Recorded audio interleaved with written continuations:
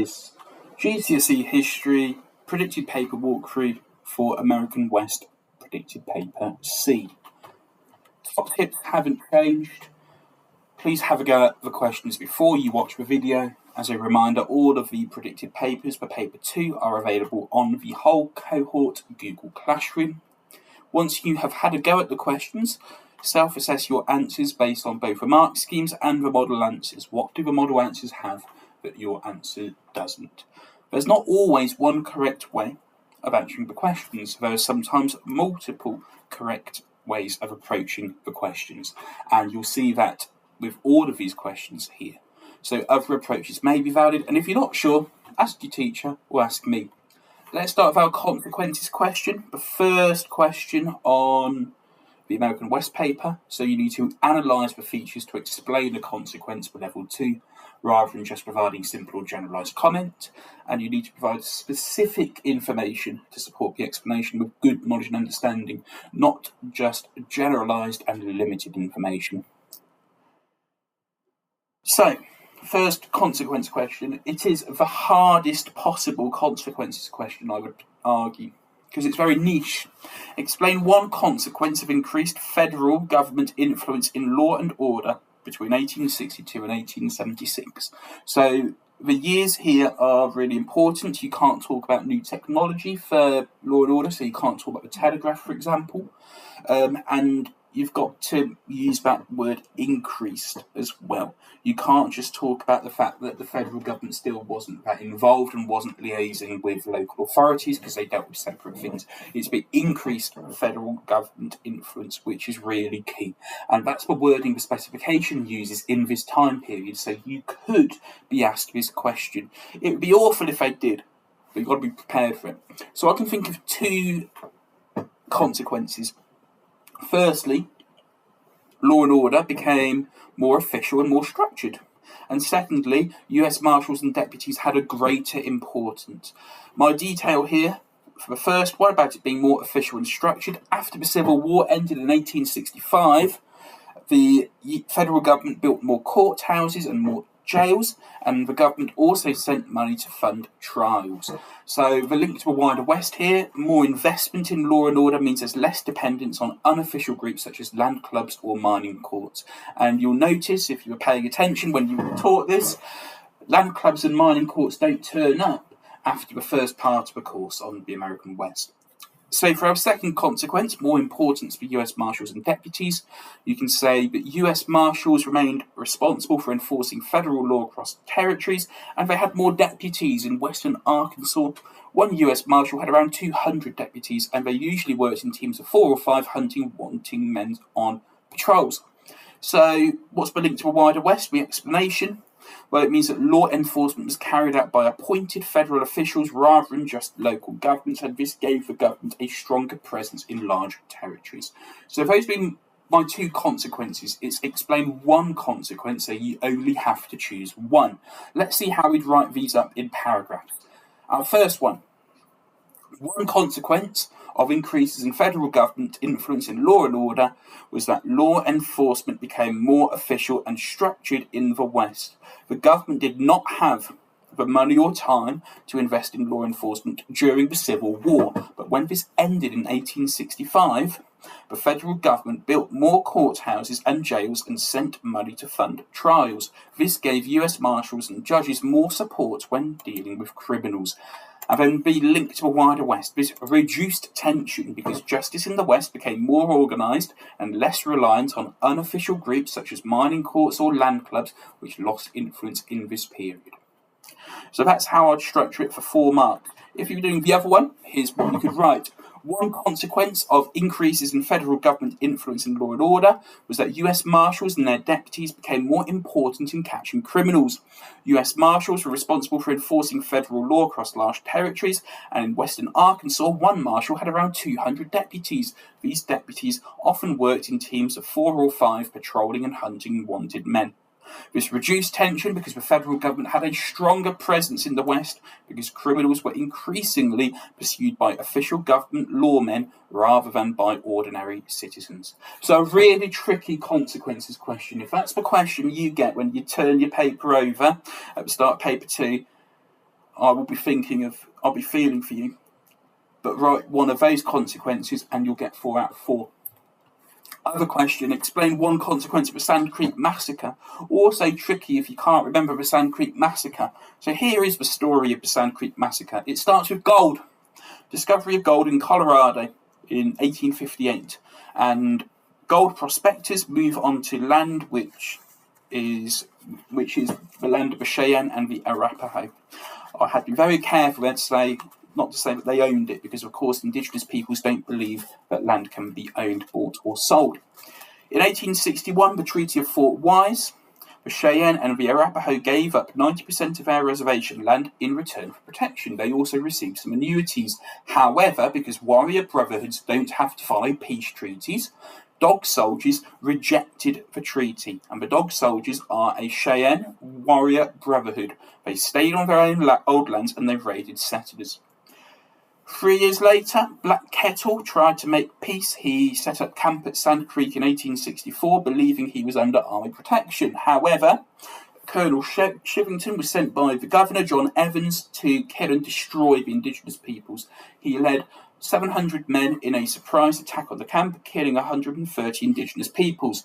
Now, Shivington claimed he fought a tremendous battle against brave warriors, but in reality, most of these indigenous peoples were innocent women and children, and white America responded in horror.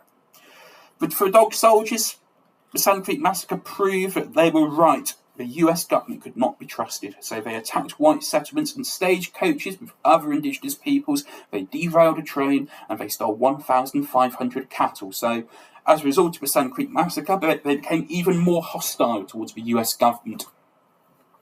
We also had the Treaty of Little Arkansas in 1865. So the Cheyenne and the Arapaho were promised compensation and a better reservation, but unsurprisingly, after the Civil War, rather than during it in 1867, the Treaty of Medicine Lodge saw the US government go back on their word. They forced the Cheyenne onto a smaller, poorer reservation with no compensation. So that's the story of the Sand Creek Massacre. We need to get a consequence out of this. And I think there are 3 things you could talk about. You could talk about increased Cheyenne and Arapaho resistance. You could talk about trust in the US government being destroyed, and you could talk about the 2 treaties. So here's our first consequence. One consequence of the Sand Creek Massacre was increased resistance from the Cheyenne and the Arapaho. The massacre of 130 innocent indigenous peoples, mainly women and children, convinced the Dog Soldiers that the US government could not be trusted. As a result, Cheyenne and Arapaho attacks became fiercer and more organised. In 1865, they burned down a town, derailed a train, and stole over 1,500 cattle. This increased conflict across Colorado Territory because Cheyenne and Arapaho warriors now believed peaceful cooperation with the US government would not protect them from violence. So in italics, we've got the detailed knowledge. In underlined, we have how this will increase conflict because the situation has changed. Our second consequence is that the Sand Creek Massacre destroyed trust in the US government. So, here's our paragraph. One consequence of the Sand Creek Massacre was that it destroyed Cheyenne and Arapaho trust in the US government. Black Kettle had tried to keep peace and believed his camp was under US Army protection, yet Shivington's troops still attacked and killed around 130 people, most of them women and children. This made many Cheyenne and Arapaho believe that peaceful cooperation, treaties and government promises could not protect them. This increased tension because groups like the Dog Soldiers became more determined to resist, increasing hostility because they no longer trusted negotiation as a way to defend their people. Now, a final consequence of the treaties. So one consequence of the Sand Creek Massacre was that new treaties were signed as the US government tried to regain control of the situation. In 1865, the Treaty of Little Arkansas apologized for the massacre and provided compensation to survivors, as well as a large reservation on better land. However, the promises were later broken in 1867, when the Treaty of Medicine Lodge forced the Cheyenne and Arapaho onto a smaller reservation with poorer land and no compensation for survivors. This increased tension because the new treaties showed that the US government could make promises after violence, but then fail to keep them. And those would be how the three different ways in which we would answer that question. You only need one. A narrative account. Top-level narratives organise material into a clear sequence of events leading to an outcome with analysis of linkage with accurate and relevant information, good knowledge and understanding. And you can't get into level 3 if you don't talk about 3 things. Write a narrative account analysing changes in US government policy towards the indigenous peoples of the Plains 1835 to 51. Here's our story of 1835 roughly to 51. So we have the Indian Removal Act, then the Indian Trade and Intercourse Act, then Texas, Oregon and California become US territory, then the Indian Appropriations Act, then the first Fort Laramie Treaty. So what story are we telling? What's the big story? We are looking at the story of change from removing indigenous peoples in the Removal Act when they're moved west of the Mississippi River, and then separating them from white Americans with the permanent Indian frontier.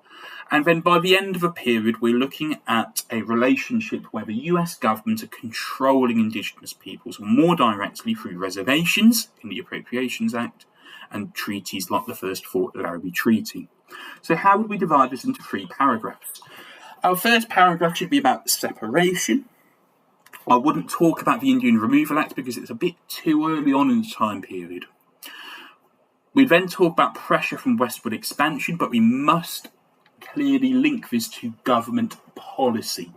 So in our middle section, we're talking about the fact that in the 1840s, the government policy is getting more people to migrate west. And then our final paragraph is about control through reservations and treaties. So in that last paragraph, we can talk about the Appropriations Act and the first Fort Laramie Treaty. So here is my first paragraph. At the start of a period, US government policy towards indigenous peoples was based mainly on separation. In 1834, the Indian Trade and Intercourse Act created the permanent Indian frontier, which was meant to divide Indian territory from white American lands in the east. This boundary was guarded by US Army forts, and white settlers were banned from settling in Indian territory. Traders were also banned from selling guns and alcohol to indigenous peoples. This showed that the government wanted to reduce conflict by keeping indigenous peoples and white settlers apart. We then need a linking sentence. However, the policy of separation became much harder to maintain because the USA expanded rapidly in the 1840s. Why is this a good linking sentence? It explicitly and directly uses the content of the end of a previous paragraph. So it's directly linking the end of the last paragraph to the start of the next one. It talks explicitly about the policy of separation. It continues. Texas joined the USA in 1845. Oregon was gained from Britain in 1846, and California was gained after war with Mexico in 1848. As a result, Indian Territory was no longer simply west of white America. Instead, the US government now wanted white settlers to travel across the plains to connect the new Western territories with the East to fulfill manifest destiny. And that sentence is the key bit. That's talking about the US government policy. Last sentence. This increased tension because white migrants disrupted buffalo hunting, used grass and water needed by indigenous peoples, and created more opportunities for conflict. No surprise what comes next. It's a linking sentence which is going to reference that last sentence about conflict. As a result of a tension caused by the US gaining control of territories in the West, government policy began to shift towards greater control. And here we talk about the Appropriations Act of the Fort Laramie Treaty. The Indian Appropriations Act provided money to move indigenous peoples onto reservations managed by the US government. Indigenous peoples were encouraged to live more like white Americans by farming. In the same year, the Fort Laramie Treaty created fixed areas of territory for different indigenous nations, allowed settlers to travel through their lands, and accepted US Army force and troops. In return, the government promised protection and a $50,000 annual payment. This showed a major change in policy. Instead of keeping indigenous peoples separate beyond the frontier, the government now tried to control where they lived. Last question on American West is the explain the importance question. So for level 3, we need to show analysis of importance with a line of reasoning that is coherent, i.e. makes sense, and is logically structured. We also need accurate and relevant information with good knowledge and understanding. So, here the 3 I came up with: the importance of the Oklahoma land rush for settlement in the West, the importance of Billy the Kid for law and order in the West, and the importance of the Dawes Act for ways of life of the indigenous peoples of the plains. You choose 2 from a choice of 3, and you'd write 2 paragraphs on each 2 reasons for importance. It's worth noting that although this is a predicted paper, you're not going to get all 3 of these on the same paper. Why? Because they're all in the last part of the course in terms of time period. What it does mean is you're likely to get 1 of these. You're not likely to get all 3. If I had to place a bet as to which of these is most likely to come up, it would be the Oklahoma land rush question. But it's possible for any of them to. Start then with the importance of the Oklahoma land rush for settlement. 4 reasons I can think of. First of all, the land rush is important because it opened up large areas of land. Secondly, it's important because it led to rapid growth of towns and communities. Third reason, it encouraged further land rushes. And fourth reason, it revealed the power of settler pressure. And because it's an importance question, not a consequence question, you're more than welcome in terms of marks to go for what it reveals, because it's about importance rather than what happened next. So the fact it's revealing makes it important. I would keep the focus on settlement. So although there are issues with law and order, although there are issues with indigenous loss of land, I would keep the focus on settlement in the West and just focus on these 4. What would paragraphs look like? First paragraph, first reason. One reason why the Oklahoma land rush was important was because it opened up large areas of land for settlement. The 1889 Indian Appropriations Act opened the unassigned lands in the middle of Indian Territory to white settlers. This land was divided into 160-acre homesteads, and around 2 million acres were made available in the first land rush. Around 100,000 settlers gathered along the border to try to claim land. This was important for settlement in the West because land that had previously been unavailable for legal white settlement was suddenly opened to thousands of migrants, allowing many to become homesteaders. Without the Oklahoma land rush, settlement in this part of Indian Territory would have been much slower and fewer white settlers would have been able to claim land there. So, bold, reason for importance. Italics, details, references. Specific Appropriations Act, specific terminology unassigned lands, specific statistic 160 acres, specific statistic 2 million acres, specific statistic 100,000 settlers, and then underlined reason for importance, using that key word without. What would have changed if there was no Oklahoma land rush? Second reason for importance. One reason why the Oklahoma land rush was important was because it led to a rapid growth of towns and communities. On the 22nd of April 1889, settlers raced into the unassigned lands on horses, in wagons and on foot to claim land by hammering wooden stakes into the ground. By the end of the first day, around 10,000 settlers had claimed land in the area that became Oklahoma City. However, settlement was chaotic because there were no proper plans for streets, alleys, or public spaces. So settlers later created diagonal paths called jogs to connect different areas. This was important for settlement in the West because the land rush turned empty land into permanent settlements almost overnight. Without the Oklahoma land rush, towns such as Oklahoma City would not have grown so quickly or become centres of settlement in the West. That's our second reason. Here's a third one. One reason why the Oklahoma land rush was important was because it encouraged further land rushes and continued settlement. The first land rush in 1889 opened around 2 million acres of land to settlers. Its success encouraged further openings of land, and there were 7 land rushes in Oklahoma in total. The largest was the Great Land Rush of 1893, when around 8 million acres of indigenous land were opened for settlement. This was important for settlement in the West because the 1889 land rush began a wider process that allowed settlement to spread further across Oklahoma.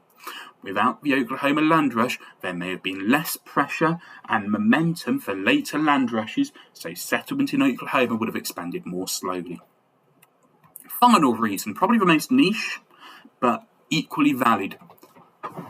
One reason why the Oklahoma land rush was important was because it showed that pressure from settlers could force the US government to open land for settlement. From 1879, groups known as boomers illegally entered Indian territory to scout and claim land. Their leader, David Payne, argued that the unassigned land should belong to American citizens, and the boomers organised repeated raids to test the government's response. Eventually, the pressure helped lead to the 1889 Indian Appropriations Act, which opened the unassigned lands to legal settlement. This was important for settlement in the West because it showed that organised settler pressure could change government policy and make more Western land available. Without the Oklahoma land rush, settlers may have had less confidence, but campaigning and illegal entry could lead to new opportunities for settlement. So 4 options there. You only need to write 2 paragraphs there. I'll choose the 2 you are most confident about. Next question. Importance of Billy the Kid for law and order in the West. So it'd be a classic trap to fall into in terms of just writing about Billy the Kid and his life story. He's got a good life story. Your focus needs to be on what did Billy the Kid reveal or change about law and order. So he revealed corruption in law and order. He showed how personal revenge replaced official justice. He encouraged others by making lawlessness seem glamorous. So we'll look at these one at a time. Firstly, how he revealed corruption in law and order.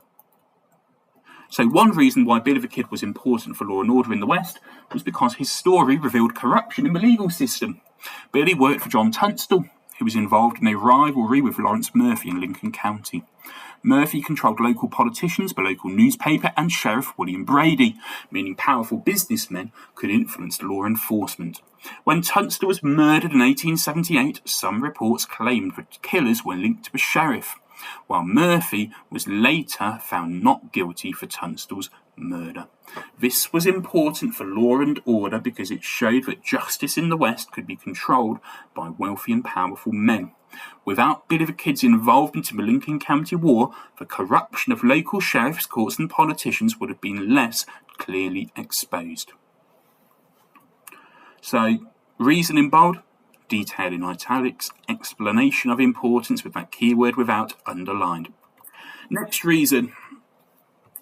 One reason why Billy the Kid was important for law and order in the West was because he showed how weak law enforcement could lead to personal revenge. After John Tunstall was murdered, Billy and the other regulators swore to avenge him. They attacked Murphy's men, while Murphy's supporters fought back, leading to around 30 deaths in the Lincoln County War.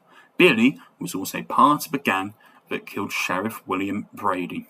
This was important for law and order because it showed that when people did not trust sheriffs and courts, disputes could turn into private wars between rival groups. Without Billy the Kid and the regulators, the violence in Lincoln County may have remained a dispute between rival businessmen rather than escalating into a wider revenge conflict. So Billy's important here because he turned this local dispute into a wider conflict. He escalated it with his gang. And finally, probably the easiest one to write about. One reason why Billy the Kid was important for law and order in the West was because his fame made lawlessness seem glamorous. In April 1881, Billy escaped from Lincoln County Jail, killing 2 deputies in the process. Newspapers, magazines and novels wrote about him because readers were fascinated by his story. Many people admired him because he seemed to stand up to rich and powerful men like Lawrence Murphy. This was important for law and order because Billy became a romanticised outlaw figure, making crime appear exciting rather than simply wrong. Without Billy the Kid's fame, lawlessness in the West may have seemed less attractive and fewer people may have viewed outlaws as heroes rather than criminals. Final one, the importance of the Dawes Act for relations between the way of life of the indigenous peoples of the plains. And here's a very famous cartoon from 2012 by an indigenous artist showing the president at the time chomping up indigenous lands. So, it's important because it broke up communal tribal land ownership. Indigenous peoples believed in using the land communally, together. The Dawes Act also weakened the power of chiefs, who are very important for indigenous peoples. The Dawes Act forced indigenous peoples towards farming, and it also increased poverty. So we're going to look at each of these in turn. Our first reason for importance. One reason why the Dawes Act was important for ways of life of the indigenous peoples of the plains was because it broke up communal tribal land ownership. The Dawes Act was passed in 1887 and divided reservation land into individual 160-acre plots. Indigenous peoples were offered the chance to leave a reservation and take their own plot of land, similar to white homesteaders. Any land left over could then be sold to white settlers. This was important for Indigenous ways of life because it directly attacked Indigenous beliefs about land and property, replacing shared tribal land with individual ownership like white American homesteaders. Without the Dawes Act, communal land ownership would have survived for longer, allowing Indigenous peoples to maintain a more traditional way of life based on shared land and tribal cooperation. The real strength of this paragraph is it's not just talking about how the Dawes Act affected Indigenous peoples, it's talking about how they affected their traditional ways of life. Similar to the next one. This is also important because it talks about chiefs, which are so important for survival of Indigenous peoples. So one reason why the Dawes Act was important for ways of life of Indigenous peoples for plains was because it weakened the power of chiefs. Traditionally, chiefs helped lead the tribe, organise decision-making and represent the interests of the whole community. However, President Grover Cleveland believed that reservation land being owned by the whole tribe and controlled by chiefs was stopping Indigenous peoples from becoming more like white Americans. The Dawes Act therefore divided tribal land into individual plots, reducing the role of chiefs in controlling land and supporting their people. This was important because it undermined traditional tribal leadership and encouraged Indigenous peoples to act as individuals rather than members of a shared community. Without the Dawes Act, chiefs would have kept more influence over land, decision-making, and tribal life. Next one, again, linked to ways of life. One reason why the Dawes Act was important for the ways of life of the Indigenous peoples of the plains was because it forced them further towards farming.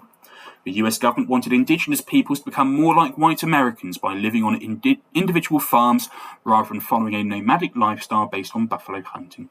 Under the Dawes Act, Indigenous peoples were offered individual plots of land and were expected to farm them in a similar way to homesteaders. However, many Indigenous peoples had little experience of farming and much reservation land had poor soil and harsh conditions. This was important because it tried to replace Indigenous hunting, movement and communal survival with settled agriculture. Without the Dawes Act, Indigenous peoples would have faced less pressure to abandon their traditional ways of making a living and become farmers. Got to apologise there, I've used Plains Indians twice instead of Indigenous peoples. It's from where I've copied and pasted this paragraph of a previous answer when we refer to Indigenous peoples as Plains Indians. You should refer to them as Indigenous peoples. You won't lose any marks recording from Plains Indians, and much of the textbooks and the revision guides will do, but call them Indigenous peoples of the plains. And then finally, it's important because it increased poverty. Now, this isn't necessarily about their ways of life, this is more about their life, but if we can link it to ways of life, and we do this in the explanation. So, one reason why the Dawes Act was important for the ways of life of Indigenous peoples of plains was because it increased poverty. Many Indigenous peoples who accepted individual plots struggled to make a living because the land was often too small, the soil was poor, and the plains climate made farming difficult. Some gave up and sold their land to white settlers, while others were cheated out of their land. By 1890, Indigenous peoples had lost half of the land they still held in 1887. This was important because instead of making Indigenous peoples more prosperous, the Dawes Act made many of them landless and more dependent on government support. Without the Dawes Act, Indigenous peoples would have been less likely to lose so much remaining reservation land so quickly, and poverty on the reservations may not have become as severe. So because we've linked this to more dependence on government support, we have addressed the question here. However, it's safe to say that this paragraph is more risky than the other three. You only have to write 2 reasons for importance. I would talk about any of the first 3 and have this available as a backup. That's it for this predicted paper walkthrough for American West Paper C. Hope you found it useful. Hope you've been able to use the model answers to self-assess your own. Again, if you're unsure, ask your teacher or ask me. Keep revising.